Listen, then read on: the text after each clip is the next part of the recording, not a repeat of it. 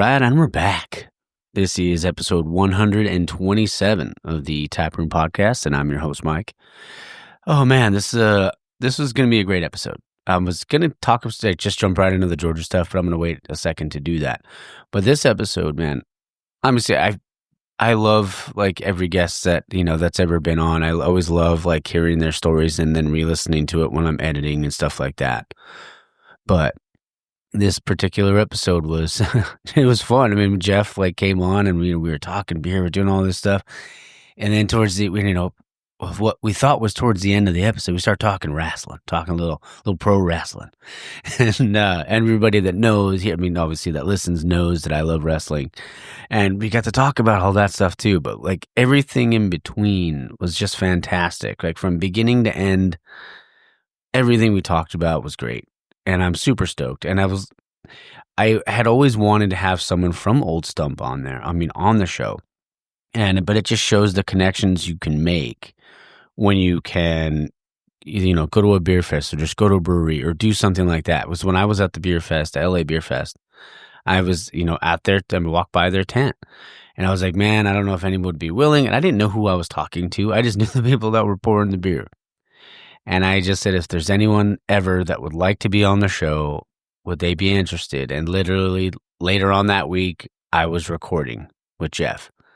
So, man, that was just fantastic. And that just shows what the community, like how great this community is and what this community means to people. And yeah, but like I said, I'm just super stoked for you guys to listen. I don't want to give too much away. But yeah, it was a really, really great episode. But yeah, I am back from Georgia. Got in yesterday around 11 a.m. But man, it was an exhausting week of work, but honestly super productive. And like I had a great time out there. It's always great seeing my coworkers when I get to see them because we're all, everything's via Teams and stuff like that. So it was just really great. And it was great spending time with people, whether it was in the office or, over dinner, drinks, whatever. It was just a really great time. And I am super appreciative of my work, like my full-time job, being able to do stuff like that. And just like I said, be able to make those connections in person. And I got to go to a Braves game on Friday. And that was, I've never been to I've been to Braves games when they play the Dodgers or the Angels or other teams like the Padres and stuff. But being in Atlanta meant like so much. Like it was like I just tried to I got there early. Like the game didn't start till 7 p.m. Eastern time. I got there like at 2:30ish. So I had so much time before, the game and everything like that. And it was just, man, it was awesome. It was everything I wanted to be. Like even the shops, like the stadium was the ballpark was awesome. The beers were great. I even, while I was out there, I got to record at Little Cottage Brewing. Thank you so much to at Ale Sharpton on Instagram, man. You set it all up for me and we were able to get something cooking. And it was a fun episode, man. It was fun. Like, it just goes to show, like, there is great beer everywhere. You don't have to, settle for other stuff. There is great beer out there. Little Cottage, no exception. I tried their hazy, fantastic. I tried their Kolsch. I had their West Coast. I had just their classic pale ale. Man, it was great. And what a cool, story that he had, and just a great place. So if you're ever in the area, this one was in Avondale Estates, which it was about with traffic. It was about 35 minutes outside of Atlanta because I was out in Alpharetta. But man, it was great. And the people were so nice. Everyone that I ran into was super nice. So yeah. All right. I don't want to go too long because I am going to try to go pick up a 4-pack of Haze of the Wild at Level Up Brewcade. Doing a little plug there from my boy Luis. Yeah. Oh, and if you guys probably noticed, I didn't there was no ad in the beginning of this episode.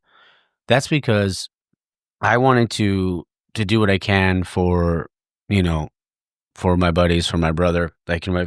And I also created, there's 2 new designs out there on the website for merch. So I wanted to kind of highlight those things, for that specific reason. And I would figure by now I would remember the website, but it's taproompodcast.dashery.com. So then, I already have the Pokemon styled. Oh, Pocket Monster stylized t-shirt, like the card that my brother made at Wild Riley Supply on there. But I did just launch a new one, and it's called, like, the name of the actual, like, t-shirt, or the design, I should say, is Rooted in Beer, Fueled by Stories. So on the front side of it, it does have, like, the words The Taproom Podcast, like a pocket kind of tee almost. And then on the back, it says Rooted in Beer, Fueled by Stories. And the design is a hop, or it's like roots going into a microphone, going into a hop, or turning into a hop. So if you guys get a chance, go check it out. But also check out my brother's stuff, like at Wild Riley Supply. No, so it's at Wild Riley Supply on Instagram and wildrileysupply.com. Check out his merch. He does a lot of my designs. He does a can artwork for a lot of places. I mean, not for a lot of places. I mean, for some breweries and stuff like that. But he'll do t-shirt design for you. So any type of design work you need, he can take care of that. So definitely check it out. So wildrileysupply.com, and then at Wild Riley Supply. And then also, I'm pretty sure I have another friend that does merch. I'm almost positive. What's that guy's name? Oh, LA _Brew Life Art. I'm just joshing. But you gotta check out his stuff too, man. Like art, like he put so much into it. Like, I don't want to say it's labrewlife.shop. I want to say, I'm sorry if I didn't get that one exactly correct, Art. But yeah, he's got great stuff on there, man. And that's what this industry does. We support our friends. So our friends and our family. All right. Well, let's see. I think that's all I got for now on the intro. We'll go over a little bit more. I was going to say Little Cottage. That'll be next week's episode. But yeah, we'll talk a little bit more on the outro. I hope you guys enjoy the interview with Jeff. And again, Jeff, just from me to you, man, thank you. I am so grateful, so appreciative that you let me come down there. The Summer IPA, I know I said it a bunch on the episode, and I've said it before. The Summer IPA from Old Stump is one of my favorite beers out there. So it was an honor and a privilege to be able to sit down and have do the interview with you and have the conversation. So I hope you guys enjoy the episode. Stay tuned for the outro. All right, guys, we're back in the tap room, and I'm your host, Mike, and I have a very special guest on the show today. I have Jeff Dechant of Old Stump Brewing out in Pomona. How's it going, man? Good, brother. How you doing? Good, doing well. I'm sipping on one of my favorite beers of all time, the Summer IPA from you guys. So appreciate that. You guys, when did you guys first make this? That was before my time. Okay. I know they started brewing it kind of early in the years when they first opened. Okay. Just since I've been there, we kind of mixed up the hops a little bit more. We started adding some Lupomax in the dry hopping process and stuff like that.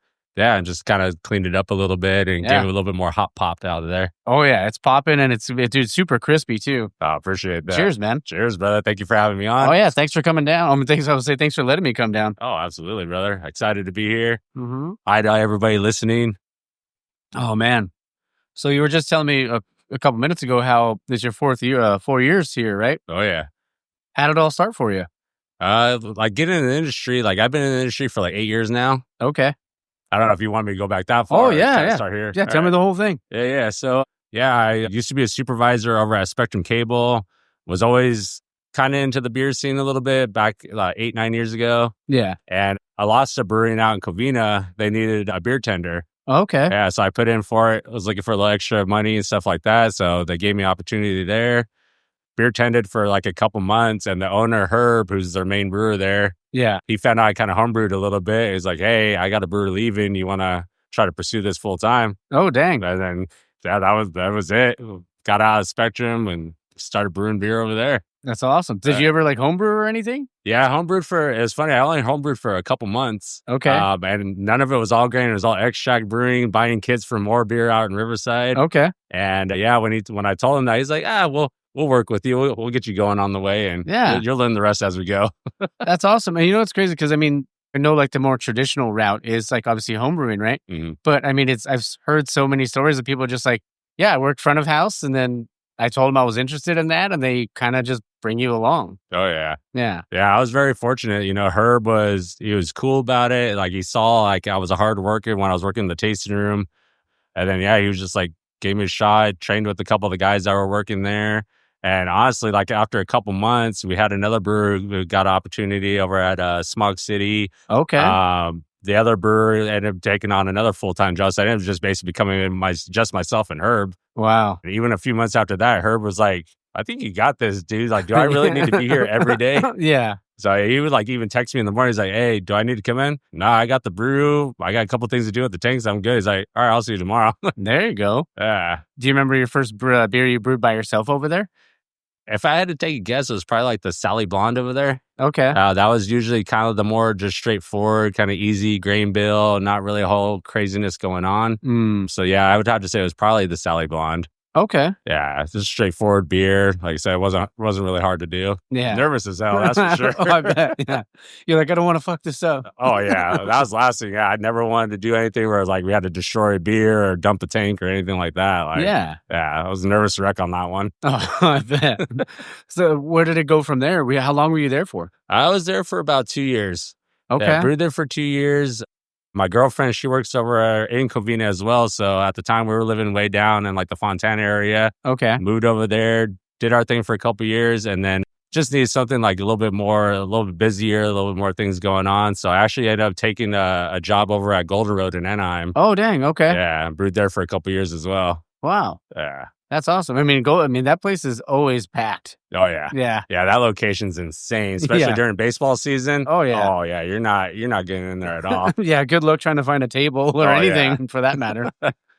Might take you 10 minutes just to get a beer. Oh, for long if you're lucky. Yeah, if you're lucky. I mean, that place is always busy, but I mean, the bartenders they handle their own. I mean, it was a good spot. Like people worked and got things done over there. So, oh yeah. I mean, I know like Mango Cart was like the big thing when that all came out. Oh, absolutely. Yeah, it's cool because the Anaheim location was kind of like Golden Road's like pilot system. Yeah, so we got to have a lot of fun. Got messed around with a lot of cool hops and different brews and stuff like that. So yeah, cool experience. I love the pilot part, the pilot system part, because then you can you get to be creative, right? And because obviously there's a big production, like you have the production side, but then if you have like a pilot system, you can mess with stuff or play with stuff or tweak little things like that you want to try, but maybe not, have a big old, thing going out to people. So, oh yeah. And with the LA location, they did all like the major, like our major brand beers and stuff like that. And then at the Anaheim location, we had to brew some of the beers to take care of the tasting room that were like the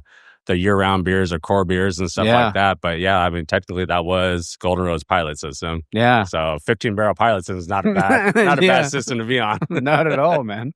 So what happened after Golden Road? Honestly, I got kind of tired of the commute. Okay. Living in Covina. Yeah. Usually we start our brew days there around 7. By the time we're done cleaning up, it was like 6:30. So honestly, getting over there in traffic was like an hour and a half, 2 hours sometimes. Coming back was like another hour and a half, 2 hours. Yeah. So my days would be like 10, 12 hours. And I wanted more time at home and stuff like that. And then I found out Old Stump was looking for a brewer, applied, met with Herb and Harold and all that. And it just ended up being a good fit for me to be over here. It's awesome. Oh, yeah. Yeah, I mean, and I know that I'm sure it was taxing for sure because, 10 to 12 hours, then probably a bunch of that was, not a bunch of that, but like a good chunk of it was probably in the car just trying to get home. Oh, yeah. Yeah, because you figure like a brew day, from beginning to end was, I would say like 9 to 10 hours. Yeah. And then, like I said, hour and a half in the morning, hour and a half to 2 hours at night. If there was like an accident, forget it. Oh, yeah. So I couldn't do it anymore. I was exhausted. And I felt bad because, my girlfriend, we have the dogs at home, and I would just go home, shower, and just want to knock out. Oh, I bet. So I was like, I want something closer to home. And also to just be back in the community where I live in. And, with Golden Road, the brew house was kind of tucked away, so you didn't really get to interact with any of the customers. Yeah. And that was like the biggest thing here is, the brew house is front and center. It's the first thing you see when you walk in the doors. Oh, 100%. So I get to hang out with the customers all the time, just like if I was bartending again. Yeah. Yeah, which is one of my favorite things. Yeah, and I'm sure that's cool because, maybe they don't know you're the brewer, and then you can kind of you can ask, oh, what do you think? And you kind of get those, that customer feedback kind of thing. Yeah, that and when I was at Alasa, smaller family owned, the brew house is not far away. So you start developing that relationship with your customers and you make friends out of it. And it's the same thing here. We got our regulars here that are just awesome to be around and just good people. So, and that was one of the big things that got me into this industry is the customers, the people, all that stuff. So, yeah. Yeah, the community. It was honestly super cool meeting you at Beer Fest because I've always wanted like someone from Old Stump to be on the show. Oh, nice. You know, and I would send DMs here and there, but sometimes I would hear back, sometimes I wouldn't. Yeah. But I mean, but people get busy, life happens and all that sort of stuff. But like, I was like, when I got to meet you and I got to like, you know, he's like, oh, you should talk to him. I was like, would you be willing to do it? You know? Oh, absolutely. Yeah. And that was cool though, because that's what I love so much about this community. Yeah. It's like everyone wants to help one another and anything that, you know, anything. So I always feel like with the community, they're like, anything I could do to help. Mm-hmm. You know, if say you're trying to dial in a hazy or a specific thing and you're like, I can't quite dial that in, but you can call someone down the street and be like, hey, I'm having this problem. They're like, oh, did you try this? Yeah. Yeah. Oh, absolutely. Like a few years ago, like, you know, I know like the LA disc golf team, like they created that whole thing and they got that Slack group going. And like, I'm a part of that too. I play disc golf and hang out with those guys and the message boards, you know, we have different message boards. We talk about disc golf or we talk about, you know, hey, have you guys ever experienced or experimented with this? Hey, I'm having an issue with that. And the community out there is so cool, so tight. Everybody just helps each other out. Yeah. Everybody's always super welcoming. And, you know, I kind of, you know, talking to Herbie and Logan and all those guys over there kind of got me going on starting like a little Slack group in the IE area. And this one was more for like, hey, you need any last minute raw material or do you need a hand with something or do you want to put a shout out there like, hey, we're having an anniversary party or whatever it might be. Yeah. That's why I created that group for. So, you know, anybody needs any last minute raw material or just want to say, hey, what's up? And do something, go for it. Bring it out there. Love it. Yeah. That's what it's all about, man. Exactly. It should be fun, man. Yeah, that's what I harp on it all the time, but it's just so true about the industry. Like everyone wants to help one another and everyone just wants everyone to be better. Yeah. Of course, there's that friendly competition, but it's not, oh, we're trying to put you out of business. Oh, you know? Yeah. No, nothing like that. Like, you know, I get customers like, hey, you know, we're here. What do you recommend? Which way are you going? You going east, west, south? Like, you tell me where you're going. I'll recommend a couple spots. Oh, there it is. Yeah, I would never badmouth another spot. I never. Exactly. Yeah, you know, there's always something for everybody out there. 100%. I always say there's a beer out there for everyone. I mean, even there might not be a beer drinker. There might be a seltzer you might try. Yeah. Or like just building trust with, like you said, the customer base too, right? Mm-hmm. They'd be like, maybe a group of friends comes in and they're not necessarily into craft beer, but then they're like, oh, but I heard this place is cool. But if you can guide them down the right path, they'll remember that and always want to come back. Yeah. Yeah. Oh, yeah. We get customers who, you know, like you said, not really big beer drinkers. You know, they only know like the major corporate beers and stuff like that. Yeah. So that they ask like, oh, what's similar to this? Yeah. And it's cool when you give them a couple different beers and they try them out, and then they find that one, like, that's the one I want. Yep. I'm like, cool. Then there you go. You got it. And they remember that. Oh, yeah. It's perfect. Yeah. That's always fun. Oh, yeah. I wanted to ask you about Old Stump, because how long has Old Stump been around now? So we're actually going to celebrate our 10-year anniversary in September. Oh, awesome. Yeah. Dang. So if you're available or anybody out there listening, come out. We don't have the exact date yet, but it'll be like the middle of September. Okay. Big party going on, food trucks, live music, all sorts of fun stuff. So I love it. I'll be here. Nice.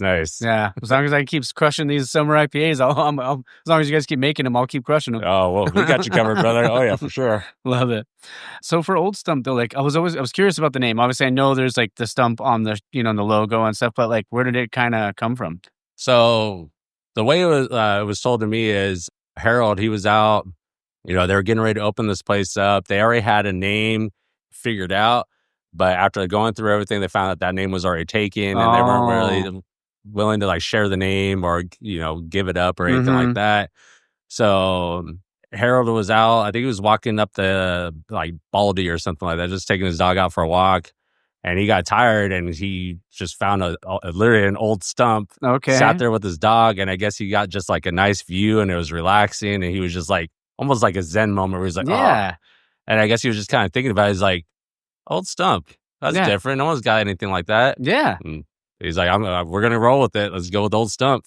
That's awesome. So I always love hearing stuff like that because it's not, I mean, sometimes it is like a last name or stuff like that, but obviously Old Stump wouldn't be a last name. At least I don't think it would be, but I mean, it's cool when you can kind of have those moments and like it's kind of like something clicks, you know?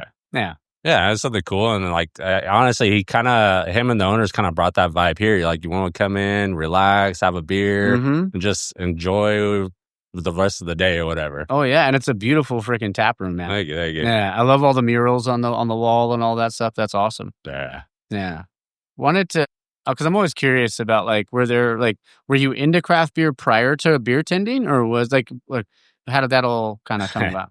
So back when I was working at Spectrum, I like going way back, like when I turned 21 and all that, even in like high school, like we all drank in high school and stuff. Oh yeah, of course. I was never a beer fan. I was more of like a whiskey guy or bourbon. Like I liked, mixed drinks and stuff like that. A guy that I worked with, he started talking about like beer to me. I'm like, yeah, whatever, man. I don't care. He's like, no. He's like, come with me. We went to like Shamrocks out in Corona's little Irish pub out there. Okay. And he's like, try an IPA. I'm like, whatever, man. So I tried it out. I was like, oh shit, this isn't Bud Light or anything like that. Like this is something totally different. Never had it before. And so I started trying different beers that they had there. And then he started giving me recommendations, started trying out a bunch of different things. I'm like, all right, I can get into this. Yeah. And then he introduced me to another guy who was a home brewer over there. Okay. So I was like, hey, let me check out your process. Like, that's just curiosity. He's like, all right, cool. So he did all grain. He did like, or he probably did like a IPA or something quick and easy. And I was looking at the process and like the science and like the creativity. I was like, fuck, I'm hooked now. Yeah. And literally like he lived in Riverside. So literally right when we got done with his homebrew, him and I went to more beer, got like a little starter kit, and then did that extract brew for a couple months and then got into the scene. There it was. Oh yeah. Were there like breweries or like brewers at that, maybe not at that time because you just started home brewing, but was there like an influence or like brewers that influenced you feel like?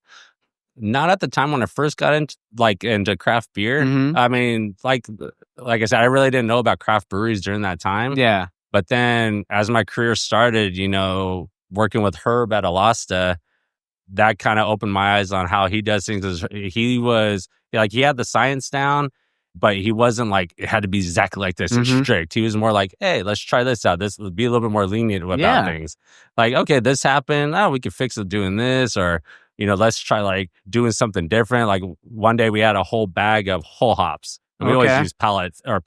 Yeah. And it was like something light. It was like Pearl or I don't remember what it was. Like the alpha was low. It was like 2% alpha acids. Oh, okay. Wow.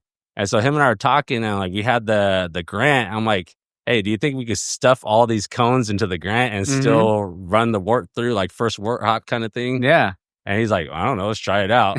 Did not fucking work at all, but it was funny as hell. We got about 5 gallons in and the whole thing clogged up. We had to open everything and undo it all and stuff like that. But he was kind of like my first influence to like, you can make great product and have a lot of fun doing it and just kind of wing it as it goes. Yeah. But I would say like biggest influence was like, working with Herb at Alasta, learning that way of doing things, and then working with Victor Novak over at Golden Road. Okay. Because Victor's like a walking encyclopedia. Yeah. If there's an issue, he's like, boom, boom, boom, do this, do this, do this. And it was, numbers kind of, I don't want to say by the book, but it was details like boom, boom, boom. This is what we're doing. This is how we stay accurate and consistent. So kind of learning one side and then another side, I took kind of what I liked out of both sides and implemented it into how I do things here. That's great. So yeah, we hit numbers, but we do things on the fly and have some fun with it and just see what happens. Yeah, and I feel like that's kind of like, how he brought you, like, even how Herb like brought you in, like, you'll learn. But I mean, I feel like I love that part of like learning because you can tell me what to do like the entire time, but I'm like, just let me do it.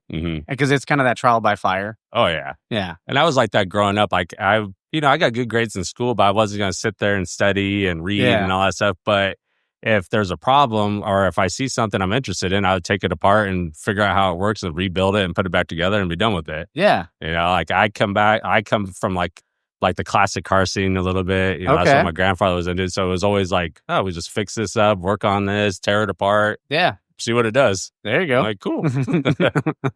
Love that. One of the segments I was wanting to ask is, because we talked about a little bit like how you can have a new customer come in, right? And maybe give them a couple different things. This one's called flight school. Like if you were gonna, like someone that wasn't into craft beer as much and they said, oh, I kind of want a flight. What do you suggest? Like what would be like, if you had to pick 4 off your tap list to give someone, what do you think? I mean, I usually let them tell me what they're like usually like or what they're into or what they absolutely don't like. But if it was like they're totally open and just want to try different things, my personal favorite is always the honey blonde. Okay. Like that to me is a year-round beer. It's always good. It's always crisp. It's got that honey flavor in there. Just a nice, just good beer. Oh yeah. It's got bold characters. So I try to give them a little bit of everything. So like a honey blonde, summer IPA is usually one I would recommend because, to me, it's like an introduction to the IPA world. Yeah. It's not like super hoppy in your face, but it's got the hop character, clean, crisp, nice, easy drinker.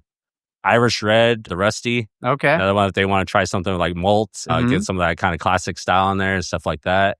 And then probably the P-Town Porter. So it's almost like a build up from like super light to like our darkest beer that we have. Yeah. And then if we have it on tap, a seasonal one, because those are like those four are all year round. Yeah. I say the Deeply Rooted. Okay. The English Strong Ale, high ABV, but super malt blast, like just a kind of more traditional style. It's one of my personal favorites. It's like one of the first recipes I got to like fully develop when I got here and stuff like that. So it's been a good one. I love that beer. I love that name, Deeply Rooted, too. Yeah. Yeah, that's awesome. Yeah, when I named it, I tried to do something where it was kind of goes with the Old Stump theme and at the same time pays a little bit of tribute to like a classic style. Yeah. Yeah. That's cool, man. And I love that because like there's like the beer names. I mean, a lot of times I'll see them on the menu like, yeah, I kind of want to try that. Doesn't matter what because of the name. So like, we'll call this one Behind the Beer Name. Like, what are some of the other ones, like some of your other favorite like names that you have on the board? Honestly, Show Me Your Melons always makes me laugh. Okay, oh yeah, that's funny. Yeah, because honestly, every time we take that to a fest, I mean, some people want to take it to the next level. Yeah, they want to show me theirs, and show the staff theirs. It's like, nah, we'll give you the beer. You can put those away now. There you go. But yeah, that one always makes me laugh. Deeply Rooted is one of my favorites. The whip beer that I developed when I was here, Just Go With It. Okay. Yeah, it's just I always like names that are kind of. It fits the name of the beer, but it's also kind of funny and witty and stuff like that. Those are the kind of stuff like Buried with Children, the Blackberry Whip. I saw that name on there. That's I was like, because I saw all the names on the tap list a couple days ago, and I was like, man, I gotta ask him about some of the names. So. Oh yeah, and it's hard too because like brewers and people they're freaking creative. So trying to find a name that someone has it snagged already is like, oh yeah, oh yeah. Even so, when I did a collab beer with Burning Daylight in Lomita. And my brother was like, we were like, we don't know what we're going to name it. And my brother figured it out. It was called Brutes of Our Labor. And we were shocked that, because it was a brewed IPA. Nice. But we were shocked that nobody had tried or used that name before. Oh, yeah. But the names are always cool. Even the can artwork, too. I mean, and like the Summer IPA, the can artwork is phenomenal. Like, thank you. I love them all. And even just talking about those specific beers, like we had Summer IPA. I think you guys, when we were at the fest, you gave me the Summer IPA, the blonde, I think the watermelon blonde. Was that the... Yeah, we had the Show Me Your Melons. Yeah, that one. Oh, that's the one, yeah. And then there was one other one, and my brother had never tried Old Stuff. Oh. And he's a big craft beer guy, too, but he never tried it. And I was like, here, we'll split the 4-pack. So we were the one that he was with me on Saturday. But when we got back, I poured him a taste. He was just like, oh, man, that's really good. And then I was like, dude, you got to try this one. You got to try this one. Then he's like, dude, we got to go over there. I was like, well, I'm hoping I can record with him this week. So nice.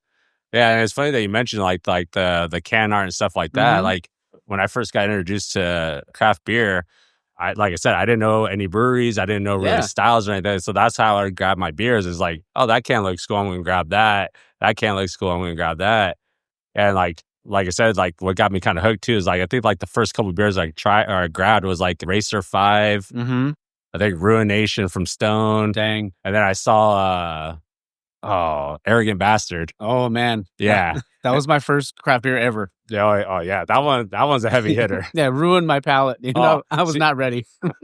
See, that one hit me hard, but I was like, damn, I'm into that. Let's go. Yeah. And that's honestly still one I'll drink every once in a while to today. To this day.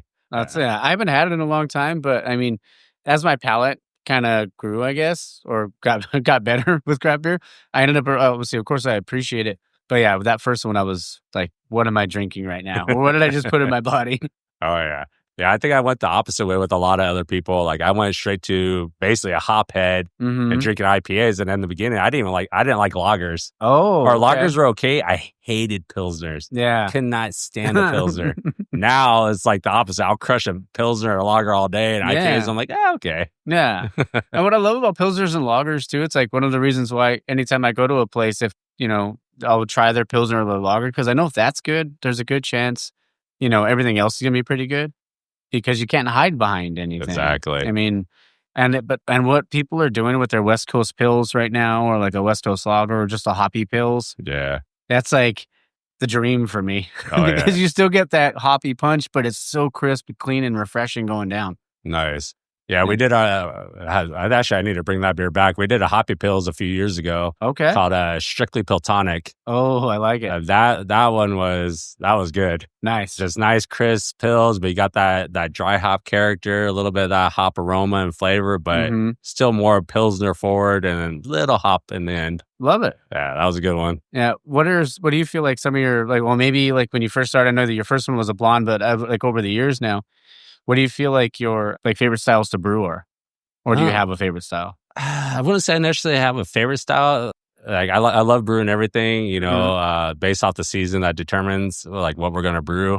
My favorite thing is, get an opportunity to create a new recipe and see how it comes out, and, try a different yeast or try a different hop, or even like a whole new style. Like, I like to try to bring back like some of the more traditional styles, just like the English strong ale. Oh, yeah. I got this in fall, I got a Bock coming out, just stuff like that, where it's just something that we haven't done here before. And I just get to kind of do my own thing and do the malt profile and all the hops and stuff like that. So that's where I get the most excited about. It's like when it's something new and we haven't done it before. And when you're brewing and you're looking at your numbers, kind of adjusting things on the fly, like that's the stuff that gets exciting. I love it. Oh yeah. How do you feel about ESBs? Oh, I love them. So do I. Yeah, I love an ESB. I used to love when people would do like cask beers and stuff like that. There was that one brewery, it was in like Temecula or Murrieta, that used to split all their beers between kegs and casks, and it was always awesome to see the differences between the two. Yeah, I bet. Man, that's awesome. I mean, I know it's hard because, I mean, that's a lot of that stuff doesn't sell as well, right? Oh, yeah. But I mean, it's cool when you could do like a small batch or something like that. It's just, even like browns, I feel like too, you don't see them as, I mean, it's cool, really cool that you guys have a red on the menu, because even reds you don't see as often anymore. So, oh, yeah. Yeah, the red, the P-Town's brown porter, you don't see that too often. I always love a good Roush. Oh, yeah. Like a smoke lager, stuff like that. As long as it's like over the top, it just has that like kind of like beechwood aroma. Oh, yeah. Yeah, I love that stuff, but I get it. It doesn't move. Oh, yeah. Yeah. Just one of those things, right? Mm-hmm. Yeah. But I mean, like I said, when I see them, like I have to try one at least, So, but I mean, that's why it's try to get more people to find different things, or to get people into different styles. But like you said, there's certain beers like that are gateway beers that'll get you into different things. But there's so many different variations. But I love the creativity more than anything. Absolutely.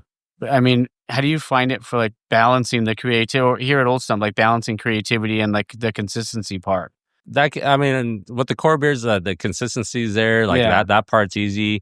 Here, like we kind of know like our crowd. Our crowd is a little bit more into like the lighter beers. They're not like crazy hoppy people and stuff like that. So I try to take that into consideration when we do a new beer and stuff. Like I can't just be like, oh, this is what I like, so this is what we're through. Yeah, because that's just not going to work. Hey, there are people out there that are like that, though. Oh, believe me, I know. Yeah, and I get it, and it's cool to do like maybe like we have a little 1-barrel pilot system, so we might do something small in there just for the people in the production team. Oh yeah, and then release it, see if people actually like it, and then if they like it, maybe we'll scale it up to a 15. Okay. But for the most part, like when I'm doing new recipes and stuff, I try to take into consideration like who's going to be drinking this. Yeah, because it's not going to be me. I'm not going to kill 15 barrels by myself. Oh, no doubt. But yeah, so try to take into consideration what they like and go from there. Yeah. How do you feel about hazies? In the beginning, it was weird because when I first started, like hazies weren't really a thing. Like New England had their thing going on, but hazies weren't out here. Yeah. So everything was like, oh, the beer has to be clear, it has to be this and that. And when we did our first hazy out of Lasta, I'm like, what the hell are we doing right now? Yeah. Like, because in the beginning, everybody you throw a shitload of hops in the fermenter. And I remember the first time we did it, we had a huge geyser come out the tank. I'm like, what? What is going on here? Like, is it worth doing all this? Yeah. Now it's a cool thing. There's so many different hazies.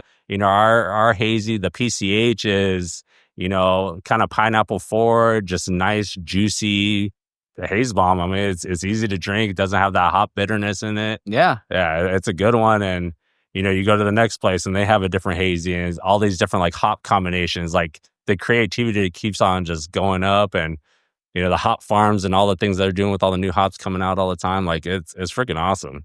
Yeah.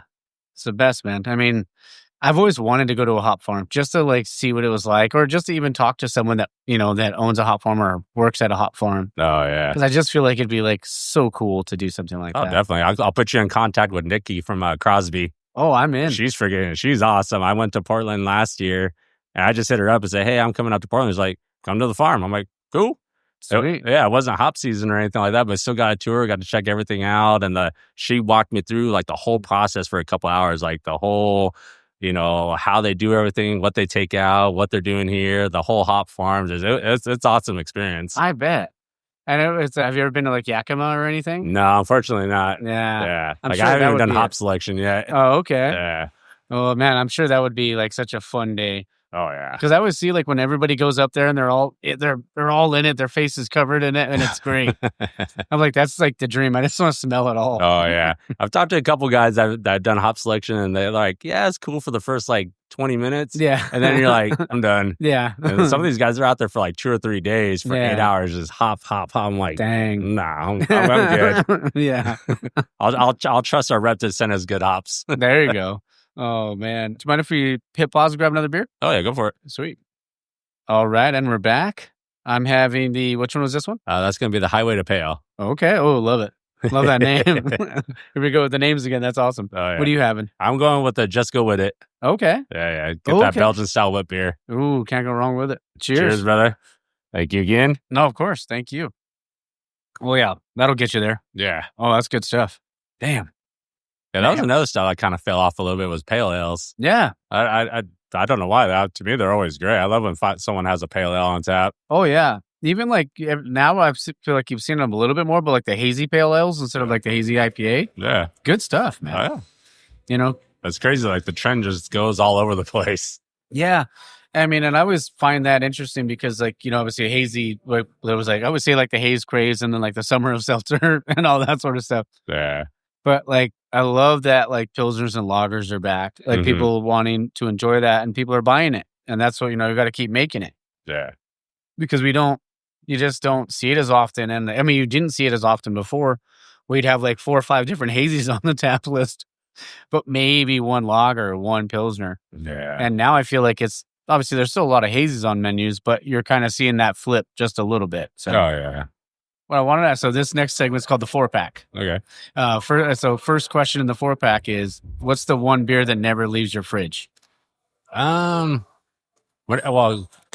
of convenience, how much I like it, the honey blonde. Okay. Yeah, just because it's easy to like on a Friday night, grab a 4-pack, head to the house. That's usually one of my go-tos. Honestly, it kind of depends on the season. Like I'm definitely a seasonal drinker. Oh, I feel you. Yeah, so obviously during the summertime, I'm loading up my fridge with lagers and pilsners. A lot of times, honestly, shout out to Pro 5. I always grab beers from them because they're amber Mexican lager. Oh yeah. Oh yeah, that's one of my go-tos.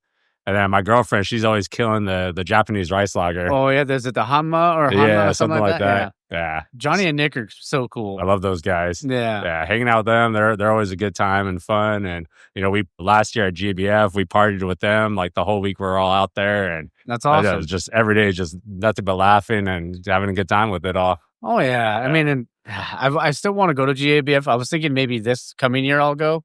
I wanted to go. Was it last year that it wasn't this year, but last year they were in Vegas. And I wanted to go, but I couldn't get the time off. Oh, for the World Beer Cup. Yeah. I know. Yeah, I wanted to go to Vegas. I was supposed to go, but the whole event landed on my 40th birthday. Oh shit! And so we had other plans for all that. So I was like, really? Yeah. It's going to be in Vegas on my 40th, but I got to do the stuff with the fam and all that. Oh, of course. Yeah. It seemed like the timing and the alignment was all there. But. Oh, yeah. Second question of the 4-pack. If you weren't in beer, what do you think you might be doing? Oh, definitely. I would definitely be a custom fabricator when it comes to cars. Okay. I would be a car fabricator. Yeah. What's your favorite like classic car? Honestly, there's really not a favorite. My first one, I was always been like more of a Ford guy. Okay. So I had a 63 Ford Galaxy that thing was just a beast. Yeah. A big old boat, but man, that thing hauled. Yeah. Love it. Yeah. So that, honestly, I mean, anything like from pickups to coupes to whatever, man, just whatever you can do with it. Oh, yeah. Just go with it.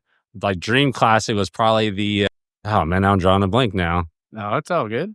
Oh, Lincoln Continental. Oh, okay. With the suicide doors, the convertible. Oh, nice. There's just something about that. It's just smooth, easy riding. Yeah. I grew up loving Mustangs. Okay. But I was like, was it the 68 or the 68 and a half, I think they call it, or the 69, the convertible.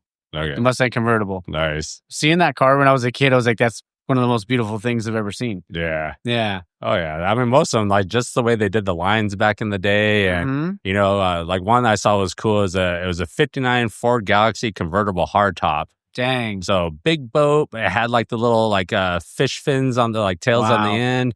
And it was this big old hardtop that folded down into the trunk. But I don't know, something about the lines on that car was just wild. Oh, yeah. Yeah. It was a cool one. Yeah, I love classic cars. Like growing up, I mean, because what little kid doesn't love cars, right? Mm-hmm. But I mean, growing up, like my stepdad had an El Camino, and I always wanted a 63 Nova, like the convertible, but like, candy apple red and like the 1/4-inch white walls and all that sort of stuff. Like it was always like, I don't know. There was just something about those, but I also love the old pickups. Like you said too, the old pickups they're still to this day, and it's cool when you can see them out and about. Do you ever go to like car shows and stuff? Or yeah. Oh yeah, definitely. Like, that was my dream, like right out of high school, to work on like a chop shop and, doing custom cars and stuff. And I got into it for a little bit, but then when the economy kind of crashed, I had to find something that was like a legit full-time job and stuff. Yeah, of course. And yeah, that's actually how I ended up at Spectrum Cable. Yeah. Like that was not my plan. That was supposed to be a 1-year deal, and I ended up there for like 10 freaking years. Oh, man. No, I feel you, dude. And it paid the bills, I'm sure. It definitely paid the bills. I mean, they took care of me, and they made it hard to leave. All the benefits and everything. Like it was, I mean, that was cool. Yeah. They really helped me out a lot. I was able to, my girlfriend and I were able to buy our house with that, what she did and what I did. And, like I was able to do like the homebrewing stuff because what Spectrum was able to provide for me. So yeah, I'm not mad about it. Oh yeah, not at all. I mean, I've been in insurance now for like almost 19 years. No shit. Yeah, because I started when I was 19. But I mean, I never thought like I would be doing that the rest of my life. But I mean, it took about 16 of that to find something within insurance that I truly love. So, I mean, and I get to do this. I get to get off work pretty much whenever I want and come hang out and have some beers and have a fun conversation. Oh, yeah. Yeah. We're glad you're in the industry, man. Oh, and I always say anything I can do to support it, just even if it's just a little bit, just to get people to go out to a tap room, I'm 1,000% in. But I love hearing people's success stories, right? Like you love what you do. Oh, yeah. Absolutely. And there's not many people out there that are willing to there's people out there that want to complain all day about their job. Yeah. And I'm sure there's days, right? Oh yeah. There's definitely days where I'm like, what the hell did I just get into? Yeah. But I mean, honestly, like, like as a kid, I always liked to be creative and do work with my hands and stuff like that. And this ended up, like I said earlier, like I was never really into beer, and everything just kind of just flowed. It all just kind of like snowballed down, and one thing happened, this thing happened, and it kind of just set me on the path to doing all this and being here and doing all that. And like, some things were irritating and frustrating and stuff, but it led me to what I'm doing. Yeah. And I would never want to go back to anything else. Being able to be creative and make a living off of something you're excited to do. Like what else could you want? Yeah. I was like, and I could drink beer whenever I want. It's like, where else are you going to be able to do that? You found your calling, brother, man. That's awesome. Love it, man. Love it. I was like, sometimes we get caught up in like, oh, like the money can kind of be a thing, but like, congratulations on you being willing to take the risk and, and do that sort of thing, and just finding something that you love to do. So congrats on that. Oh, thank you. Thank you. I mean, like for me, being able to take that risk was having a supportive girlfriend who understood what I was going to lose and what it was going to do to our finances and stuff like that. Mm-hmm. For her to kind of just be the support and like the backbone, and me, or she knew like I've always been a hard worker, so I told like, and like I explained to her, the money will come back eventually. It might not be as good, but we'll make it work. And she was, from the very beginning to now, she's always been like just like a rock. That's so great. Without her, like this wouldn't be happening. Oh yeah, and I mean, you got to have a good support system. Yeah, definitely. Kudos, brother. I know I got a little sidetracked there. Oh. So question 3, but I mean, I love that part. I love like going off on tangents because it's not just about that; it's about the person. So. Oh yeah. Question 3: if you could collab with any brewery out there, maybe one you haven't collabed with, who would it be? And the style that you would want to make. Okay. I would probably say, I mean, God, that's a tough one. There's so many great breweries out here in the area. Like, I always want to collab with like local people. Yeah. Like I said, send some love back and forth. But if it was like a top one, it'd probably be like Energren. Okay. Just like, their lagers to me are phenomenal. Yeah. I love their styles. Every time I go up there, like from, a beer tender to the brewers, like everybody's always been so cool every time I go up there, and the beers are always great. So, obviously them and a lager. Oh yeah. Yeah. Just like whatever. I mean, I'd honestly let them choose whatever they want to do. I don't care. I just want to hang out with them and see what they're doing, because everything they do is crushable. Oh yeah, and that's what brew days are all about. Collab brew days are all about. Just enjoying one another's company, throwing a few hops to your thing, and then there you go. Yeah, but I mean, here too, like obviously we talked about Nick and Johnny at Pro 5. Love just hanging out with those guys. Oh yeah, Chris and Kai at Hop Secret, always a lot of fun. They're always cool people, cool beers. Yeah, their beer's phenomenal. Yeah. I always mess up their name. Solaris. Oh, Solaris. Yeah, Solaris. Yeah. Thank you.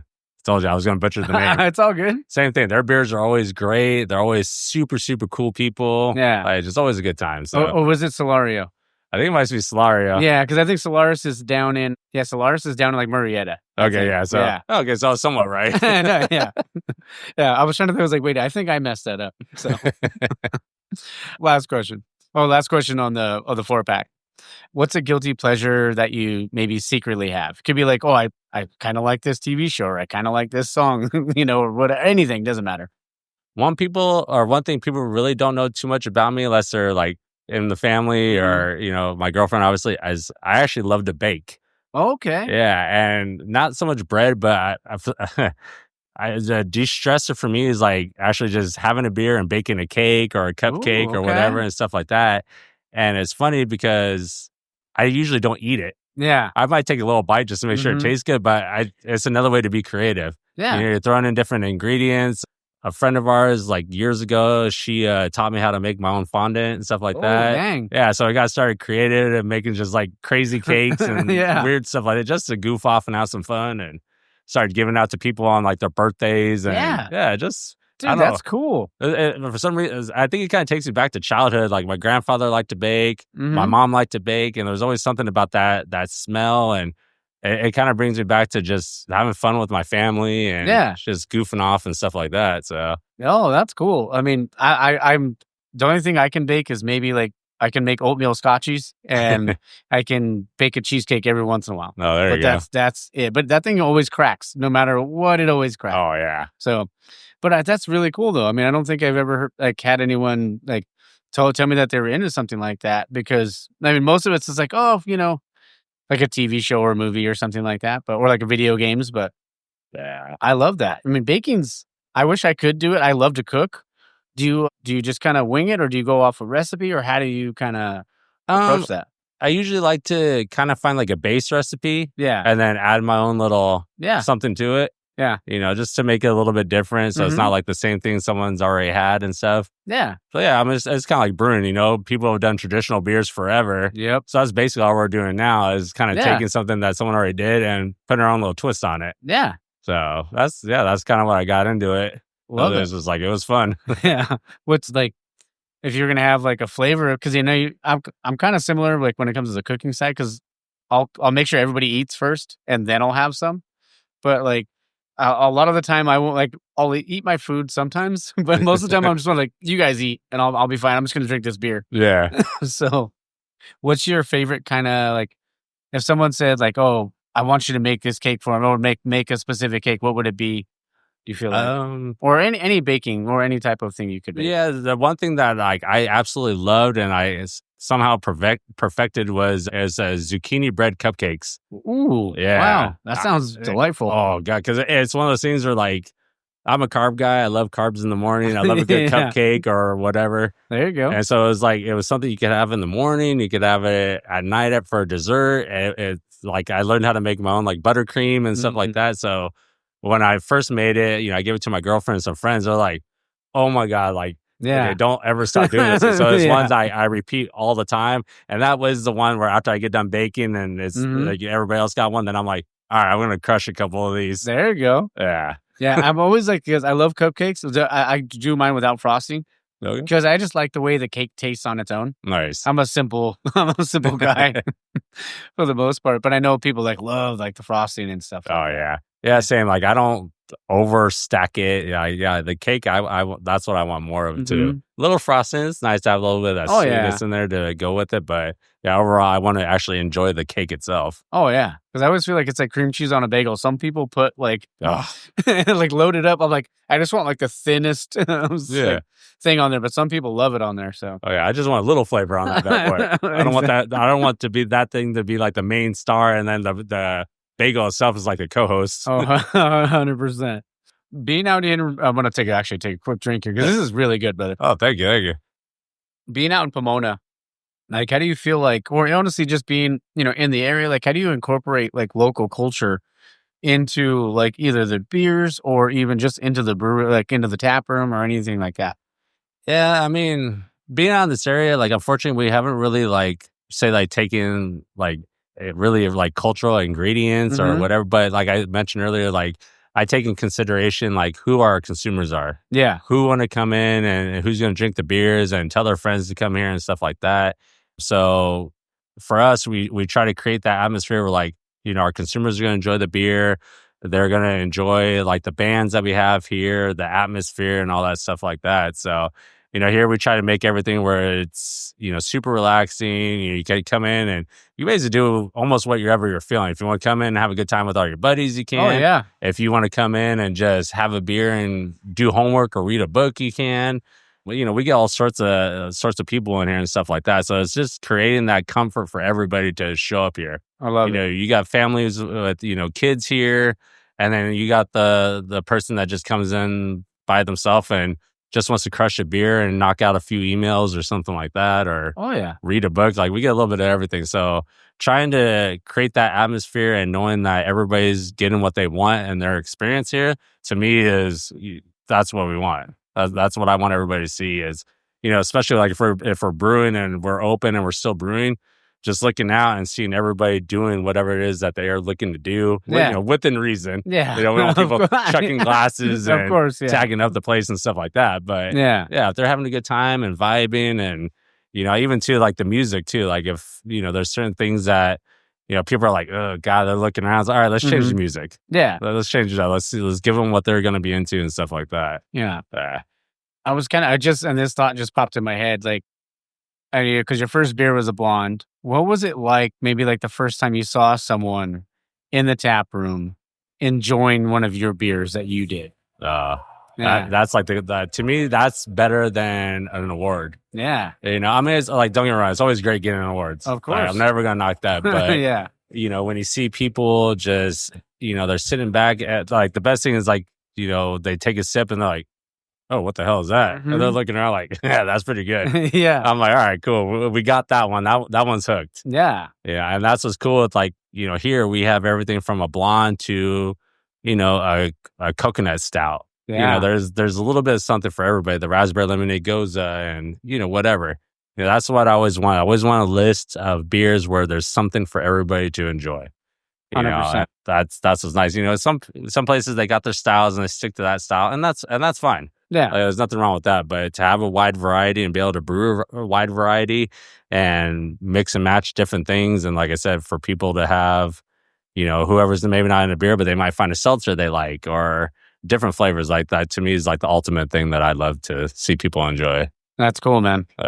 That's awesome. I love that. I mean, because it's about them, right? Because if they weren't here, Exactly. Yeah. So I mean, that's the thing. You gotta like not like listen to every little detail, but I mean, it's about like knowing what what your community likes and what your regulars like, but finding that balance. Yeah, 100%. And I mean, you get some of those every once in a while that I always find it funny, like some of the home brewers, they could be a little rough sometimes and try to critique, and I'm always cool with it. Like if you want to share your opinion and advice or something like that, but I think a lot of times, for me, home brewing a little bit myself, and obviously now I do all grain when I brew at home and stuff. Yeah, there's certain things that don't transfer over to professional brewing. Yeah, there's certain techniques, there's certain ingredients, there's certain things that just doesn't go from a 5-gallon brew system to a 15-barrel brew system. Yeah. But like I said, I'm always respectful as long as the customers are cool and they want to share their opinion or advice. I'm fine with it.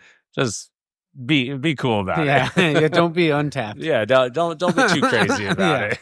And I love Untapped, and I always joke about that. But it's like there's some people out there like not really a stout person, but I had this stout 1 star.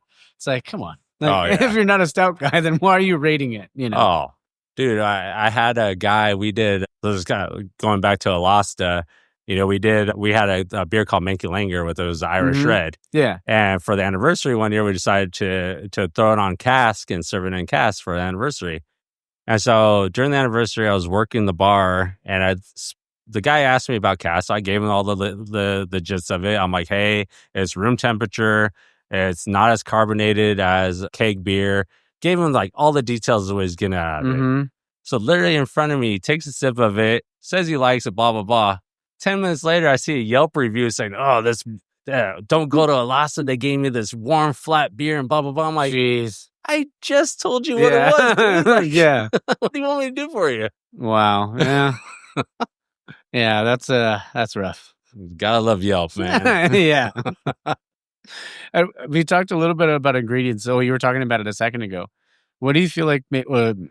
I'm sorry, I didn't put this one on the talking points, but it just kind of came to me. What's like maybe the most unique ingredient you've ever thrown into a beer? I'm sorry, what was that? Maybe one of the most unique ingredients. Damn, that's a tough one.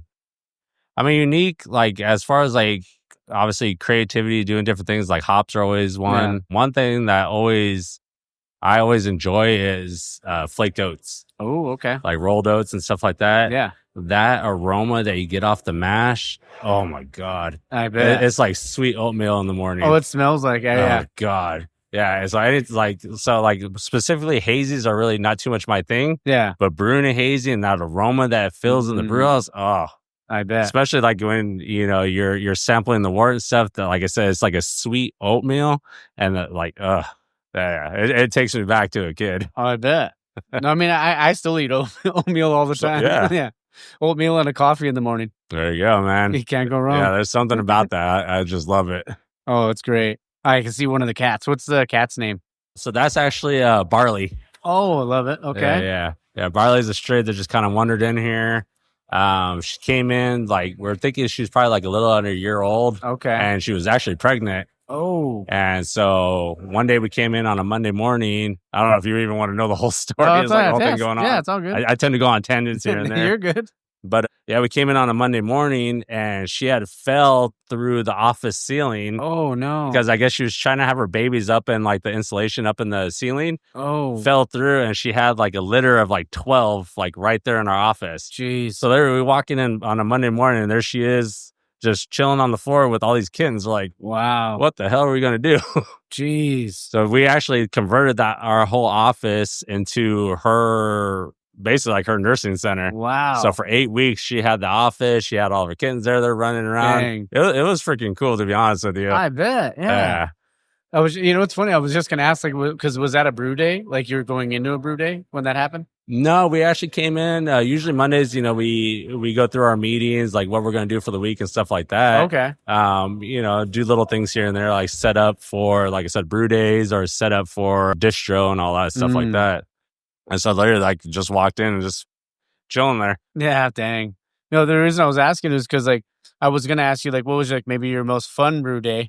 So I was like, if that was one of the days, I was like, I don't know if it would have been fun, but I mean, it was cool that it happened. I mean, of course, the kitties are always awesome. Oh yeah, we got another cat in the office named Mosey. Okay, he's a little bit more. He stays in the office. He doesn't like to socialize. Yeah. Barley's out there. She likes to tease everybody at the bar. Oh, does she? Oh, she'll stand there in the spotlight and just look at people. Yeah. And everybody's like calling her like the dog from Pirates of the Caribbean ride at Disneyland. Oh yeah. They're whistling at her, trying to hold stuff in front of her. And she just looks at them like, I ain't coming to you, dude. Yeah. It's like not right now, bro. Yeah, that's not gonna happen.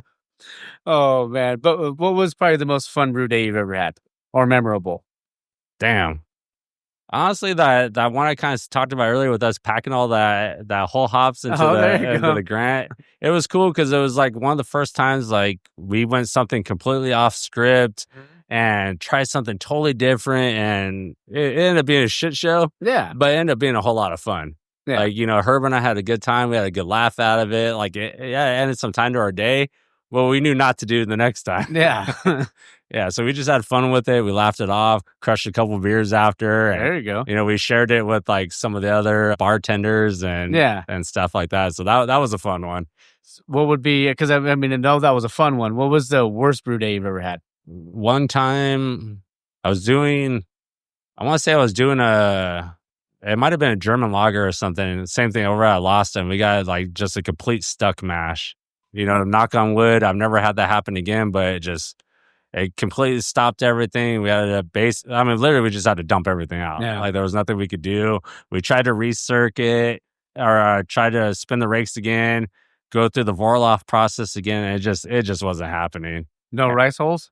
Yeah, we had rice holes in there. It just for some reason still just caked it. It just did not want to budge. And we had brewed that beer plenty of times before, so it was all the exact same sets. But for some reason, like, you know, the brew gods weren't with us that day. And, it was just kind of defeating. You know, you get all this stuff set up, and now you have to basically dump everything, clean it up, and you know, with Herb, you know, seeing how it is and knowing how expensive raw material is, like it's kind of a punch in the gut. Yeah, you know, so that one kind of sucked. I wanted to ask you too, because I know you love to bake. For like with the grain, do you ever make like dog treats? Because we talked about like rescue dogs and stuff like that. Mm-hmm. Have you ever? Because I know you have to use a dehydrator, right, in order to be able to use the grain. Yeah, I'm pretty sure. I've never messed with the spent grain before to bake anything. Okay. We did have a customer that used to come here all the time before she moved. She would always hit me up like, "Hey, do you have anything?" I'm like, yeah, I got some grain here, and she would come and get a couple bags and do cookies and dog treats and stuff like that. But I never. At the time, I was still trying to figure everything out, dial it all in here. So I never really asked her like her process and all that. So yeah, I never got to mess with anything like that. Oh, I'll have to. I can't remember his name at the moment. Is it Brandon? No, I'll remember. I'll look it up while we're off air. But there's a guy. He worked at Stone. Yeah, he's at Judge now.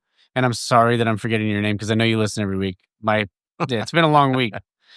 But yeah, he makes the dog treats like they mixes like with peanut butter and all that stuff, and nice. And the dogs love them. So yeah, and I know you guys are super dog friendly and everything like that here. So yeah, it's definitely something like it's always crossed my mind, you know, and I definitely want to do it at some point. Like we had another brewer at Alasta. He used to take the grain and make like sourdough bread and stuff like that. And it was always freaking great. Oh, I bet. Oh God, it was always so good. But it was one of those things like, you know, like. Bread was never really my thing. I never got really into baking bread or doing the dog treats, but I really should. That way, like, you know, we have them here or have them for my dogs at home and let them enjoy all that stuff. Oh, that'd be cool, man. Yeah. I know we were just talking about a brew day. What do you like? This was like taproom tunes. Like, what are you listening to when you're brewing? Is it podcasts or music or? Oh, it's always music. Yeah. Okay. Honestly, we mix it up all the time. Like, I'm big into like almost like the California reggae. Ooh, okay. Like get the cool vibes going on, like chill, relax. But we have everything on from reggae to I love like old school hip hop. Okay. Stuff like that. Some of the guys like they're into like more of like the harder rock and stuff, which I'm also cool with. Yeah. As long as it's not like really like I'm not a big country guy. Okay. And I I definitely don't really get too much into the death metal. Yeah. Like, I don't need someone screaming in my ear all day. My day's already stressful enough. Like, I'm trying to keep it chill around here. 100%. Yeah, but just we always mix it up. Like, I don't want to play the same tunes all day, every day. So usually each day around here, someone chooses the music that we're kind of vibing to, and we just go from there. Yeah, I mean, and because you need something to kind of set the mood, right? Like, because you said you have a long day, you just want to chill. Sometimes I'll throw, like, even when I'm just working and I'm working on other stuff, just want to listen to something in the background. I put on movies a lot. I'll put on like Star Wars, or I'll put on like How I Met Your Mother for like a TV show or something like that, just to kind of. I don't need to, like, it's here, but I'm just kind of, doing my thing. Get in the zone. Definitely. Yeah. Like, if I'm doing some work in the garage or whatever, I usually throw on like a comedy podcast or whatever. Okay. This is something where, like, I don't actually have to watch it, but just listening to the jokes and all that, some, Raw from Eddie Murphy, or love it. So good. Tom Segura, stuff like that. Like, anything that's kind of a little edgy and raunchy in the background. Yeah. You got to laugh about it. Are those your any other favorite comedians you have? Joe Coy's always fun one. Oh, he's great. There's so many good, like, talented. Bert Kreischer, like, when he did that podcast, what was it called, like Something Burning or something? Oh yeah, where he has different comedians on it, and they just whip up stuff. Like, I that one always makes me laugh. Oh, it's great. I love Jim Gaffigan. Oh, there you go. Yeah. Or like Brian Regan. I don't know. I haven't seen anything from Regan in a long time, but Gaffigan. I always loved it because, I love the raunchy stuff, but I also love that, like, Gaffigan's just been clean his entire time, and he's still fucking hilarious. Oh, yeah. Yeah. Yeah, I think one that always gets me going, too, is Bill Burr. Oh, it's great. Just because he's to me, he seems like he's the same on stage as he is in person. Oh, it doesn't give a shit. Yeah, and I've seen him in, like, news interviews and stuff like that, and someone asked him a stupid question, like, what the fuck are you talking about? Like, shut up right now. Yeah. And I love it. He has no problem, just being him. Oh, yeah. And that's kind of how I am. It's just, I am who I am. I'm not a jerk. I'm not the meanest person in the world, but I'm also not the nicest person in the world. Hey, if however I treat you is because that's how you treat me. 100%. So the fact that that's kind of how he is, and the way he tells his jokes are kind of on the edge, and the way he handles his interviews and stuff like that, he's like, I'm just me. Yeah. You don't like it? Don't listen to me. Yeah. And if you're cool with me, cool. Let's go have some fun. Yeah. You don't like it? Fuck off. Yeah. It's that simple. Yeah. That's how I always feel too, man. It's like just, be good. Be a good person, but hey, the second you kind of like flip that switch and you try to be an asshole, like, all right, you're cut off. Yeah. Well, yeah, there's like this quote they said, like, if I cut you off, you probably handed me the scissors. Yeah. So that's just what it is. I might have to steal that. Just a couple more questions. First, one of them is, if you were to open up your own brewery, what do you think the name of it would be, and what do you feel like maybe your signature style would be? So it's funny because obviously that's like the dream in the future and stuff. So don't anybody take my name. Yeah. So I actually, for my home brewery, I named it Naked Kettle Brewery. Okay. And the reason I named it that is I feel like, just like, in brewery and just like any other art, you're kind of exposing yourself out there. 100%. And so it's out there. It's, you're going to get good feedback. You're going to get negative feedback. So to have the confidence to just put yourself out there and in your art, to me, is just like, if you're just standing there just naked and this is me. Yeah. And I kind of, when I came up with that name, it just kind of stuck with me ever since then. It's like, here I am. Yeah. Good, the bad, the ugly, like whatever it is, that's what it's going to be. Take it in. Yeah. So it's like, please be cool about it. But if you're going to be a dick, well, expect the retaliation. There it is. And what do you think your signature style would be? Or would there be one? I know you like to brew a lot of everything. So. Yeah. I would like to mix it up a little bit. Like I said, I've always been big on the more like some of the, like the traditional styles. But same, like wherever I were to open up something up, like, what the customers are into, obviously I want to do that and still be able to do like some fun stuff on the side. Yeah. So it would definitely be like a big mix of everything, seasonal brews, the core beers of having like at least one of everything. And, once again, going back to like the seasons of just, okay, we're getting towards the winter time. Let's do some barrel aged stuff and do some higher ABV malt profile stuff. And then, during the spring and summer, let's do some lagers and stuff. So just a little mix of everything. Love it.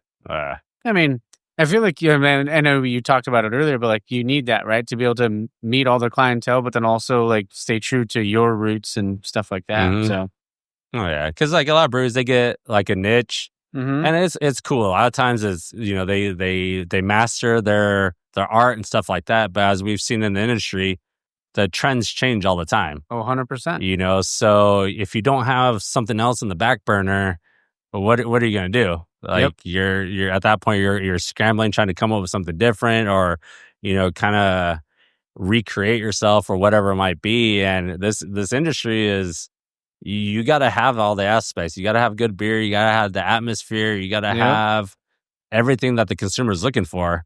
I know Barley's over here walking around trying to get in on this interview. Yeah, I know. Oh, I want to pet her so bad.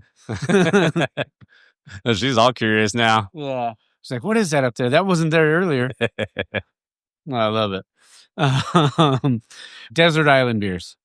If you could pick one craft, one domestic, it could just be a craft style if you wanted to, but then one domestic. Desert Island, definitely just a nice crushable light lager, or not so much light lager, but a lower ABV. Like if I had to choose like specific style, it'd probably be a good Helles. Okay. Yeah, just like something where I know like I could drink it all day, every day. And, it's light, it's, kind of in the middle of the ABV, but it's full body. It's got, to me, that a good German Helles, it checks all the points for what I want. Oh, yeah. Love that. And what about domestic? That's a tough one, too.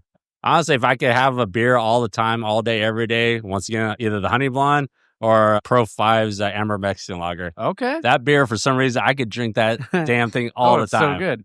I still can't pronounce the name. It was like El Matero or El Matillo or something like that. Close enough. Yeah, they know what I want. Oh, yeah. Because I know we've talked about like how you love to bake, but like, what's your favorite food to pair with a beer?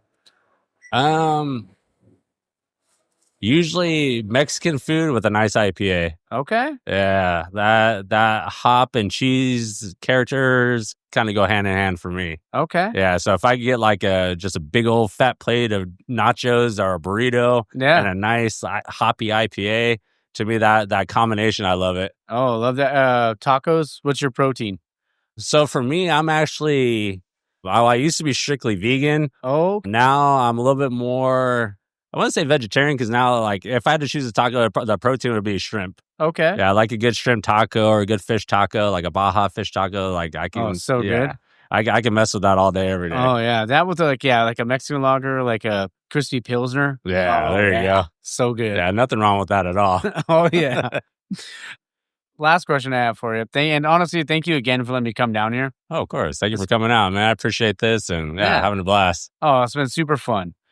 If you had to describe yourself in one word, what would that word be? I would have to say open. Okay. And I can see that. Yeah, I've always been very open-minded. I've always been wanting to try different cultures, food or what they like to celebrate, different beers, like whatever. I've always been very open-minded to things. Yeah. It's like, and like I said earlier, it's like, it may not be my thing, but I'm open to trying out, checking it out. Yeah. And like, that's like anytime like I go on a trip or my girl and I go on a trip, I don't like to really plan ahead. I just want to walk out the front door and like, I'm going to walk over here and see what's going on. Okay. And just trying out everything that the world has to offer. I mean, you only got so much time here, so might as well just stay open-minded and different experiences, and you never know. 100%, man. I mean, the one thing I will say is when I go traveling somewhere, like I look up every good brewery that's around the area. Yeah, I mean, I'm definitely, I'm guilty of that for sure. But I mean, just like I said, it's just open-minded. My grandfather, to go back like real quick, I was raised by my grandparents, and my grandfather, being, old school from Oklahoma, that during his generation tend to be more closed-minded and not open about things. And my grandfather was always like, hey, if it seems interesting, try it out. See what it does. Like if it's not going to hurt you, and it's not against the law, do it. There you go. I was going to say, what can it hurt? Yeah. Yeah. He's like, so just have fun with it, check it out, and if it's not your thing, just don't do it again. Yeah.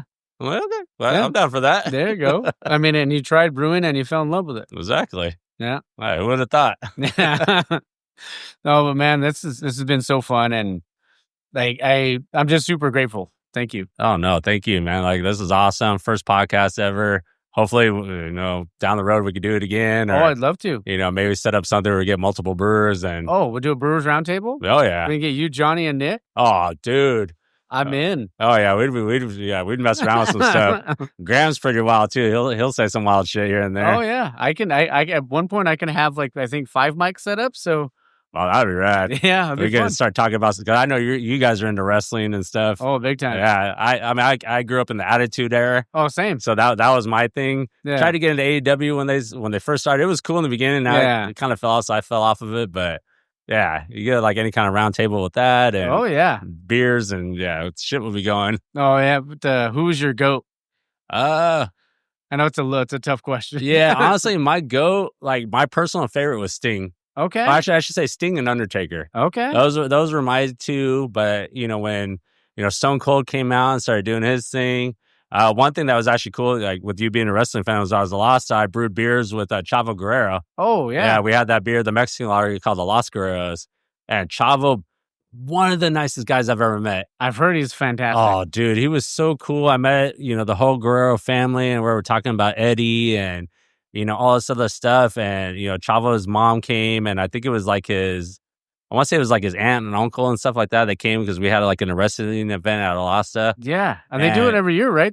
I saw when they did one recently. Yeah. Yeah, they did it for quite a while now. And just honestly, just like the coolest down to earth guy I've ever met. Like even when he started doing other things with like, I think, what was it, Glow? Mm-hmm. And doing some other stuff with the movies and, did some stuff at AEW. Yeah. Like anytime I get a chance to like, say what's up to him or see him, like he's just such a cool dude. Yeah, and he has so many freaking stories to share. Oh, I bet. Yeah, when he did that whole thing where came out with the wooden horse and was acting all crazy. He was like, whatever, man, it's what they needed me to do, so I did it. Oh yeah, yeah, but he's just a cool dude. That's so cool, man.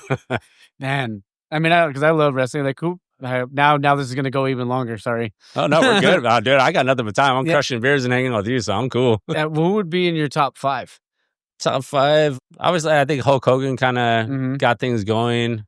Like I mentioned before, Sting was always kind of a guy who he constantly reinvented himself, and the fact that he's still doing it to this day, that's crazy. Yeah. I mean, honestly, he's still pretty freaking good. Yeah, I mean, watching him go is pretty cool. Oh yeah. Ultimate Warrior was a wild one. He was always fun to watch. Shawn Michaels. He's my GOAT. Yeah. Yeah. Yeah. Shawn Michaels, like when he was, what was the tag team? Was the Rockers? Yeah, the Rockers. Like I remember that whole scene where he threw Marty Jannetty through the glass window at the Butcher. Yeah. Yeah. So that, like, he created a whole lot of things. Like, The Rock. Oh, yeah. I don't think anybody better on the mic than him. Oh, he was so good. Yeah. So all these guys, like, they, like I said, I think the Attitude Era really kind of, for me, defined, like, what wrestling was really going crazy. Oh, yeah. Like, that's when everything was like, you didn't know who, like, a Royal Rumble, the countdown comes, you're like, oh, shit, who's coming out? And you hear the theme, or the intro, and like, oh, my God, it's so-and-so. Yeah. Like, no matter who it was, they were always fun. Like, oh yeah, yeah. Yeah, I loved Sean, Hunter, love Taker, obviously. Austin, Rock were great. I was just always like The Rock as a heel was like one of my favorites. Oh yeah, but I mean he was great as a babyface too. But I was just like into the heel guys. Like it was always like Jericho would always probably be in my top 5. Jericho, Chris Benoit, he was always super technical and awesome to watch. Edge, I loved Edge. Yeah. I mean, I still do. I mean, I don't watch it. I don't watch AEW as often, but like. The Hardy Boys, Jeff Hardy was doing some wild shit back then. Like, oh, for sure. Rey Mysterio. Oh yeah. He always did some crazy wild stuff. Like, oh yeah. You got some like Mankind. Yeah. Some of these guys, like, they had no problems just putting their body to the limit and just whatever it took to get that crowd going there, whatever, we're gonna do it. 100%. Oh yeah. I might actually be throwing like a barbecue, but I mean I'm gonna make obviously meat, but I'm also gonna do like fish tacos for SummerSlam. Oh nice. So if you're not doing anything, you're more than welcome to come down and have some fish tacos. So. I'm down for that. Yeah. Yeah, we get together for all the big ones. So it's always like Mania, the Rumble, SummerSlam, Survivor Series, but I'm always cooking something. So nice. Those are always the good times, man. Like growing up, my buddy of mine just lived a couple houses down. They had the black box. Oh yeah. Yeah. So we're always watching all the pay-per-view events and stuff like that. It was always the best, dude. Oh yeah. Oh, so cool. I mean, that's just like, just hearing that just took me right back. It's like thinking of like the little red numbers on it. See, that's like most of you guys don't know. This is like the younger generation. They don't know what that was all yeah, about. what the fuck's a black box? Oh man, I could probably go on for another hour just talking about wrestling. Oh, same, dude. Like I said, all the good times. You know, I had a friend who worked out of Alosta with me as a beer tender. Okay. So during Sundays when football wasn't in season, Yeah, we would throw in like old school wrestling. oh, Like it's she great. had a WWE account, so we'd always throw in like 90s Royal Rumbles and Oh. Summer Slams and WrestleManias and Oh yeah, you know, and people love it. Like it's funny how many people are like kind of closet like wrestling fans. Like they don't like to admit it. yeah, I'm like, I mean, I get it. I know it's kind of a soap opera, but Yeah. these dudes do some fucking hardcore shit, and they get hurt all the time. Oh yeah. Like I remember when Stone Cold broke his neck in a match, Oh yeah. and literally he's like, "Hey, pin me." It was Owen Hart, right? Yeah, when he gave him the just grabbed him, yeah. was like, "Just pin me." Like I gotta go, dude. Yeah, he gave him a pile driver, broke his neck. Yep. Like Crazy stuff, bro. It's dangerous shit. I wouldn't jump off the top turnbuckle for anything. Yeah. I mean, I think I've talked about it on the show, but the reason why I go by Mike, because my real name is Jonathan, but I go by Mike because when I was like 25, I was like, I just want to go to wrestling school, not to be a wrestler. I just want to know what it's like. Yeah. So I went, did it for 3 weeks. My mom's like, why are you doing that? Like, thanks, Mom. Thanks for the support. Yeah. And I was like, I just want to know. I just want to know what it felt like to take a bump in the ring. Yeah. And yeah, I went for 3 weeks and they were like, oh, what's your gimmick? I was like, well, fuck, like, I don't know. Like, I was like, I'm John Michaels. And then Michaels got shortened to Mike or Mikey. And then now it's just Mike, and it just stuck ever since. So, oh, that's funny. Anytime anybody sees me in the industry or like honestly, a lot of my family, they're like, hey, what's up, Mike? So, oh, there you go. Yeah. Yeah, it was funny that you said that because I was wondering too, because like when you first started texting me and stuff about getting this set up, my phone was confused. Yeah. It was like, it would say, oh, suggestion Mike, suggestion Jonathan. Suggestion Mike. I was like, shit, I'm pretty sure he said it was Mike. Yeah. No, yeah, it is. And that's what sometimes people are like, what do they call you? Or what does your family call you? Or what do they call you? Like, just call me Mike, dude. It's fine. Yeah. Because I mean, I answer to it now because my family's been calling me that for a while. So, oh yeah, yeah. See, and that's cool. Like I said, I mean, even like I think it's cool that El Segundo did the thing with Stone Cold. Oh yeah, the Broken Skull IPA and the Broken Skull Lager. Yeah, you know, like I said, being able to do something with the Chavo, like be able to bring in the wrestling world into the craft beer world. Oh yeah, like, oh shit, this is rad. Yeah, dude, that's like the dream for me. I got to meet Stone Cold once at El Segundo. Oh yeah, I walked in. And me and my brother were like, dude, we were joking around on the way there. We were like, oh, dude, wouldn't it be funny if Austin was just sitting there? And we were walking because we came through the front, walking to the back. And I was like, I looked over, I was like, oh shit. I was like, oh, I called my brother Jizzy. I was like, Jizzy, look. I was like, don't make it obvious. And he was sitting there, and he was sitting with Cody Jinks. And I was like, holy crap. And we all just kind of were like, looking back over our shoulder, like, that's really him. And then I walked up to him after. I was like, hey, I just want to let you know, because I would listen to his podcast every week. Oh, yeah. So shook his hand. He's like, you want to take a picture? I was like, sure. Like, because I didn't want to bug him about it, but he said, yeah. And then it was a big mistake for him, though, to open that door, because then I was like, I started picking his brain about wrestling. And I made my brother, because my brother always said Stone Cold's the GOAT. And obviously Stone Cold is one of the GOATs of all time. Yeah. But I asked him, I asked Austin, I was like, who's better, Sean or Rick? Like, who is the best, greatest of all time?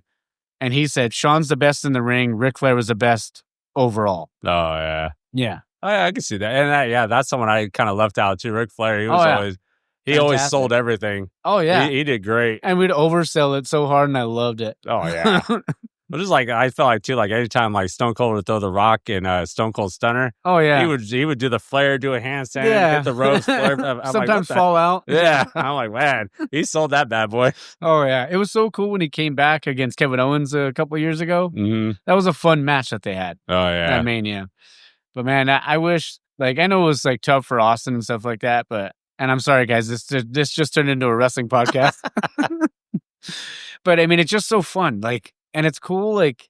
Even if people aren't into it, it's like, man, just go hang out with your buddies and watch it. You're going to have fun, have a few beers, get some food. There's, like you said, it is it's scripted, But like the falls and all that shit, like trust me, taking all the first thing that they made me do in wrestling school was take like so many flat back bumps. Oh yeah. Just to learn, like, all right, this is, if you really want to do this, then do it. Honestly, kind of thank God my mom said, "Why are you doing this?" Because my back was already not very good at all. So it just kind of, but it was super fun. Oh yeah, I could see that. I mean, even like the chops. Oh yeah. Who was it? Like Dan O'Brien, and he that one Royal Rumble, whatever. When he was like the first one in, and his chest was like hamburger meat when he was done. Oh yeah. Like it's yeah. My brother and I used to do chop offs. Oh. I don't want to, like, I'm not doing that anymore. No. Like, there's a reason why I still have like probably like permanent redness on my chest, probably because of that. So. Oh yeah. No, and then, like I said, I know we went on a tangent on wrestling. One last thing I'll say is like you kind of going off what you said, just watch it because you're gonna have a good time. Yeah. You know, my girlfriend, same thing. She was into the more like the attitude era, and she would tell me like she would always cry every time Hulk Hogan got dropped, and when he'd flare back up and get ready again. Yeah. But she fell off of it for a long time, and then we watched like an AEW match, and it was like the Lucha Bros. Oh yeah. And she saw them. She's like, "What the hell is going on?" Because it was like Luchadors and like I think Top Flight and oh God, what's the other tag team? The guys, they're just right here at Rancho. Damn, I can't remember the name. But anyways, they're all doing their thing and stuff like that. She's like, Lucha Bros? Anytime, you just tell me when they're on a match and I'll watch that. There you go. I mean, sometimes it's as simple as that. Like, they watch one match, they're like, oh, shit. Yeah. Or like some people's like, oh, I get it. Yeah. You know? Yeah. But we all get it. We all know it is what it is, but it's entertaining. All you closet fans, it's okay. Yeah. You can come out and say, hey, I love wrestling. So there you go. Yeah, get some good craft beer, watch some wrestling, have some fun with it, and just enjoy it. Damn right. I think it's Aero Lodge, the one that they have in LA. Alex, shout out to Lucio. He would message me every once in a while, but he would always put Raw on in the tap room on Mondays. Yeah. So it's like, it's cool. I mean, it's a fun time. There you go. Yeah. We went off. Yeah. I went off way off, but that was super fun, man. Thank you again.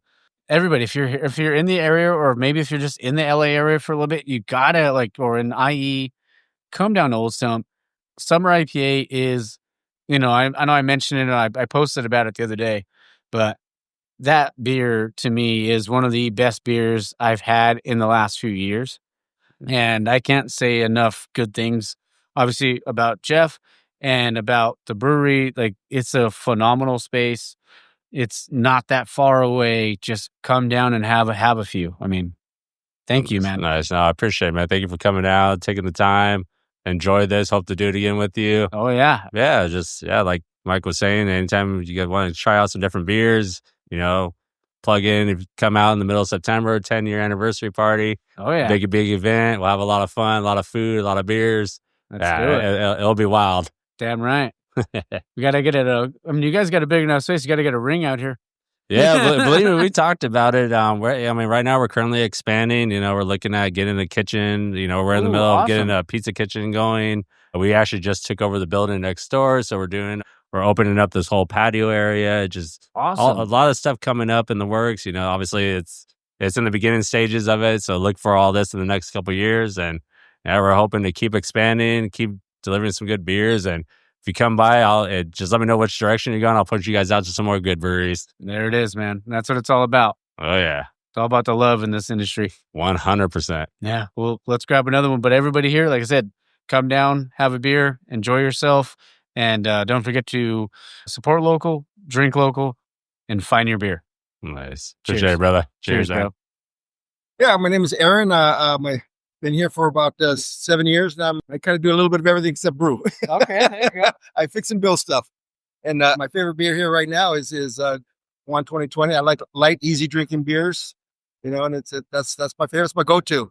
And it's like kind of funny because my wife likes IPs, and we go to a restaurant, wherever, they always set the IP in front of me, and I switch them around. There it is. But Old Stump's 2020 is my beer. Love it. And when it's out, I'm hurting. Cheers. How's it going? My name is Michael. I'm a cellarman here. Been here about a year and a half, going on 2 years this month. Favorite beer to drink is Honey Blonde. All right. Well, I hope you guys enjoyed that. Like I said, we had a great time.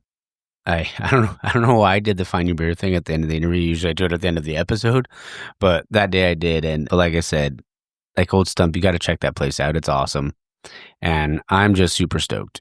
that you guys got to hear that and get to hear like how, obviously clearly we're having fun, right? And that's what this show's all about. It's about, promoting this wonderful industry and creating memories and getting people out there getting people out of their comfort zone, getting people out of their shell and getting out there and trying something new. Doesn't matter if it's work related, life related, relationship related. Just get out there and try something, man. That's all I'm asking. Not asking you for a whole lot. Well, maybe a little bit. And maybe buy a t-shirt or two. Just kidding. No pressure. Also, I know, if it's your first time ever listening, like if you're on Spotify or if you're on Apple Podcasts or anything listening on that, or even Prime for that matter, on Spotify, it just does the rating system. If you could do a 5-star thing, that'd be sweet. It does help. It does help, like put it in front of more eyeballs and stuff like that. Apple Podcast does the same, but they do the star rating, and then also leaving reviews helps. Prime, I think, is just star rated. I haven't used Prime Music in a while, but it's also available on YouTube Music and a bunch of other ones. I think like Pocket Cast. I don't know. There's a few out there. But yeah, next week is going to be the Little Cottage episode. And then I believe I'm going to be recording at San Fernando with Paul. I'm also going to be try to record something maybe this week with Steady. And then also another one next week at Santa Monica. There's quite a few I'm trying to line up right now. Yeah. So super stoked. Should be good. Got a lot of stuff coming. Jizzy's birthday is next week. So might put together a little, what do you want to call it? What? Why can't I think right now, bro? What's the deal? Maybe it's still brain fog. No, might just put together like some beer reviews. I think we're going to Green Cheek at Sunset Beach. So that should be fun. Also trying to plan something with Paul from Hess Brewing. Yeah, so there's gonna be a lot going on. A lot of stuff. It was funny. So we were in when we were in Georgia. One quick story before we go. While we were in Georgia, we were walking around Target, and someone says like, "Oh, I got to do cardio in the morning." And I busted out the Bill Clinton impersonation. I was like, the only time I do cardio. No, damn, that wasn't very good. The only time I do cardio is with Monica. Not even with Hillary. But if Hillary finds out, I'm going to get in trouble. And then you got to do the thumb part, Yeah, it's good stuff. That wasn't my best one. It's still early. So, but yeah, if you ever run into me in person, I'll do the bill for you. All right. All right, guys. You take care. You guys have a great week. And I probably sound more energized today just because I slept for like 12 hours after getting back. But like I said, I hope you guys have a great week. Try something new this week. Maybe try a style you don't like. But even if you don't like it, don't start giving it 1-star reviews on Untapped. All right. That's not fair to the brewer. Just because it's a style you don't really care for. Remember, there's all sorts of beers out there. There's gateway beers into different styles, but till you develop that palate, don't go crushing. Don't go giving 1-star reviews. All right, that's my TED Talk. All right, guys. I hope you guys have a great week, great day, and don't forget to support local, drink local, and find your beer.